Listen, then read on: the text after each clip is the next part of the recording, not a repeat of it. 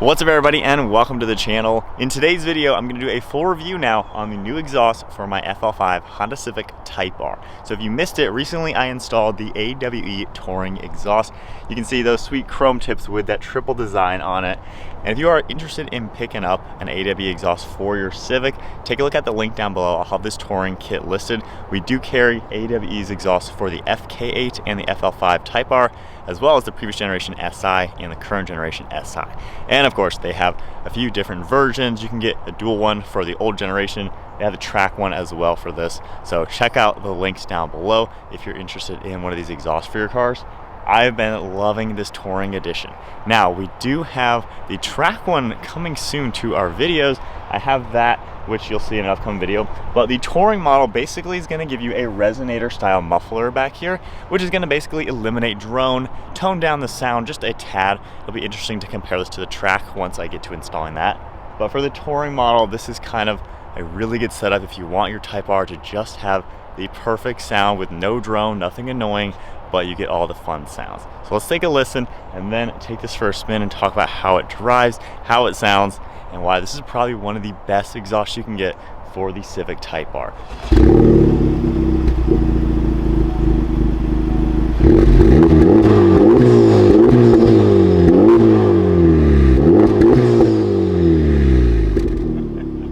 That's got a pretty good tone to it. You can hear that turbo, of course, with my air intake, but such a really proper setup for this car. All right, so let's start off with this little tunnel right here. See what it sounds like revving in the dark. Wow.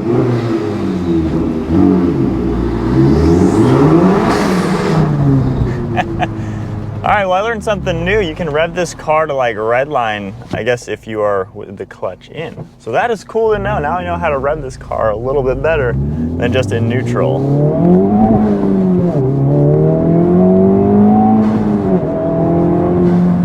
All right, so the AWE Touring exhaust, honestly, no complaints at all. It sounds really good. It has a good meaty tone to it without any of the annoying things. So right now we're going to 47 at 1800 RPM. And you don't hear any drone. You can talk to your passenger, you can listen to music, you can just drive the car like normal without any of the negatives. On the downshifts, the rev matching is on, so you'll hear it do that perfectly every time, of course. But just a nice, smooth, crisp sound to it. Definitely not a bad setup. This is just in comfort mode, so the fake engine sounds are turned off.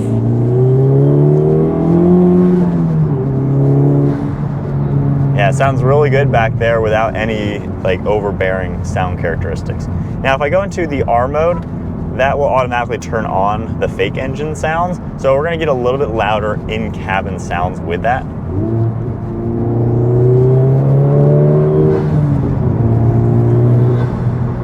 You hear that intake so much as well. But the cool thing with that setup, obviously fake engine sounds not everybody's the biggest fan of. The cool thing with that, I feel like it's not as noticeable. In the stock exhaust form, you genuinely don't hear the exhaust back there at all. There's no sound, there's nothing impressive. So it kind of takes away from the fun factor of the car because you just don't hear anything cool. However, when you put it into the race mode, you start hearing the fake engine sounds through the speakers, and it makes the cabin sound a lot better. But now, knowing that I have a real exhaust back there, it does make this car sound a lot better on the inside to where, you know, you kind of get those sounds all the time. So right now I'm in my individual mode, so everything's in the race mode basically, but the fake engine sounds are turned off. And if we get up and go with this,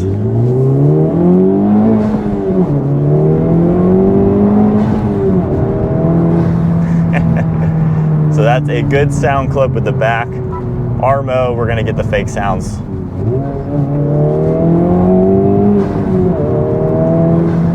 It's hardly any different now. So at least now the fake engine sounds are kind of masked by the real sounds that the exhaust is making. So I think that's a good touch because a lot of cars have those systems, but I feel like this just makes the car sound natural, sounds real, and that is a big plus. When you are normal driving on the highway, everything like that, there's no drone as well. And the way AWE does their mufflers, they're actually resonators. There's no glass pack or anything in there. They actually are filled with sound chambers, and the reason why they call it 180 technology, basically the sound waves go through that section and they spin around 180 degrees, basically bouncing off the chambers, and it deletes the drone. So they're using these sound frequencies themselves to cancel out that drone sound. So it's really nice technology. You hear the nice sounds as you accelerate, but once you settle into around that 2,000 RPM, you know, highway driving, going 70 to 80 miles an hour on the highway, 50, you know, whatever it is where you're just kind of cruising, you don't hear anything back there. You can hear the engine and hear the note, but you don't hear that deep bass of drone. And the drone is what drives me crazy. I don't like that. And from my own experience with cars, something too loud, it kind of ruins the experience. You know, we're not 16 to where we want every car just crazy loud, you know, waking up your neighbors under cold start. That's not what you want. That's annoying. That's not how you should do your car. You want it to sound proper and to where the sound kind of matches the performance. There's a lot of, again, particularly Honda Civics, of course. They're probably one of the most common cars that people just untastefully, I guess we'll say, modify, making them crazy loud, and they're going like 2 miles an hour. In fact, when I was younger, we were in our 4Runner and a Honda Civic was next to us, redlining, chirping the gears, and we were accelerating literally like normal, and they were next to us. They thought they were racing. It was hilarious. So you don't want your car to sound like you're going a million miles an hour when you're going slower than a family SUV. So with the Type-R, obviously this is a pretty proper performance car, pretty well-respected car in the car community, it seems, and you want the sound to match. And AWE always gives you a very proper sound, and I'm really happy with it. We've had their exhaust on the Supras, the RS3s, the S3s, and quite a few other cars, even the Toyota Tacoma. But see, we're just driving comfort mode right now, normal slow driving, and everything has been very tame. And then if you put it into the fun modes and start ripping on it, then the car starts waking up more. So I feel like this is an exhaust to where if you're not driving fast or hard, you're just getting a nice subtle increase in exterior volume from those exhaust tips. But then when you start ripping on it, the sound gets louder as you drive harder. So it all matches the speed. So you're not gonna be going 5 miles an hour, sounding like you're going a million miles an hour. It's all very balanced to where this car just feels proper at every speed and every RPM. Let's go past this little thing real quick.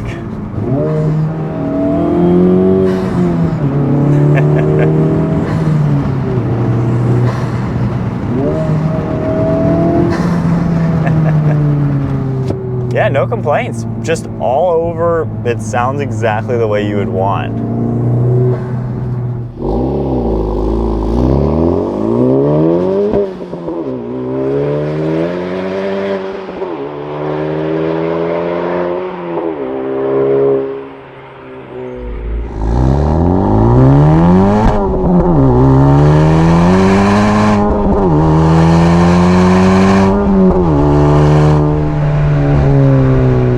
So another thing to talk about is the exhaust valve that your stock exhaust has. To be honest, I didn't even know this car had an exhaust valve in the stock form because you just don't hear it. And if you turn the fake engine sounds off and you go back and forth between the modes, you just don't hear that valve turn on. On the outside, I did have a GoPro on the back, and you could slightly hear a little bit more beefy tone, but you can literally only hear that if your microphone is at the exhaust tips. In cabin, driving by, you just don't notice it. So deleting the factory exhaust valve, not even an issue because it's completely useless in the stock form. All it does is bypass the 2 little mufflers around the center tip, and given that this is a 4-cylinder exhaust, you know, having all that exhaust go through the center or go through 2 mufflers, you're not going to get any like power differences. I know some people will probably think that that increases exhaust flow. You're still dividing the airflow into 2 exhausts, bypassing that valve. So you're not going to gain anything from that exhaust valve. It doesn't do anything stock, at least anything noticeable. So with this kit, it does come with a blank that you plug into the valve back there. That way the car doesn't know anything isn't plugged in. So you're not going to get any error lights or anything like that. And with this, basically, it's going to sound the same for the most part, no matter how you're driving it. So there's no loud or quiet mode or anything. It's just basically if your fake engine sounds are on, it might make it sound a little bit louder from in the cabin. But other than that, you're basically getting 1 sound out of it, which is fine because there was only 1 sound with the stock one, which was quiet and kind of boring. So no complaints with that at all.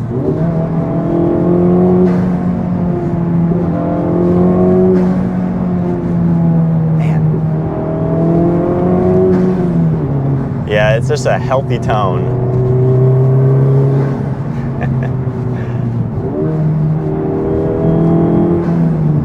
Man, I did not know a Honda Civic could sound this good. It kind of reminds me of our old Audi S3, which when we did the AW exhaust on the S3, it made that four-cylinder sound so beefy. And this is kind of the same level. It feels like a very similar level of car, obviously same size engine. And now we just have that beefy tone to where this sounds very proper. And this is with the stock downpipe, haven't messed with that or any tuning or anything. So just the air intake along with this exhaust, it just gives this car so much more dynamic in sound to where it just adds to the fun factor. You can hear what the car is doing, you can hear those shifts better as you're going up through the revs.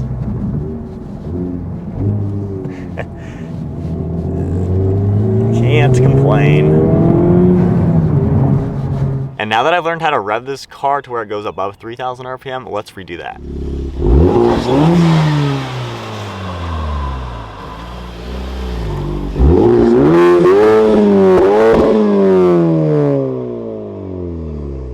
So basically you have to be rolling in this car, it seems, with the clutch in and in gear to be able to rev it up to red line. So that's kind of cool. From a stationary, you can only rev it to like 3,000 or 4,000 RPM.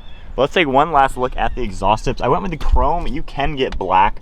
I really like the chrome just because it contrasts really nicely against the black diffuser. The tips literally look so perfect in the back of this car as well. I think they just match really nicely. They're a little bit larger than the factory ones, of course. You can see the AWE logo on the tops, and then a little bit of that resonator muffler hiding underneath there, going all the way up to the front downpipe as well. So definitely a super cool setup for the car. I think it looks overall exactly the way you would want it to look for this car. Just kind of sets it apart nicely. It's a subtle change, but very noticeable, at least for me, when I'm taking a look at this car versus those stock tips. But there you guys go. That's kind of my full review of the AWE touring exhaust on the Honda Civic Type-R. Overall, I'm happy with it. It sounds exactly the way I want it to. Gives me all the fun without any of the annoying drone, the raspy sound. Doesn't sound like a cheap Honda Civic, let's just put it that way. It sounds really good, makes this car even that much more fun to drive. So once again, if you're looking for the AW exhaust for any of your Type-Rs, the SIs, take a look, linked down below. Same with the Acura Integra Type S, this kit will fit that car. So if you enjoyed today's video, be sure to give it a thumbs up, hit that subscribe button, stay tuned for plenty more content. Take a look at the links down below, get yourself set up with one of these. I'm very happy with it. And I do have the track edition as well, to where I'm gonna swap the rear end and test that out, see what that's like, see what kind of extra sounds and fun stuff we get out of the track kit. Anyways, hope you guys enjoyed the video. I'll see you guys in the next one.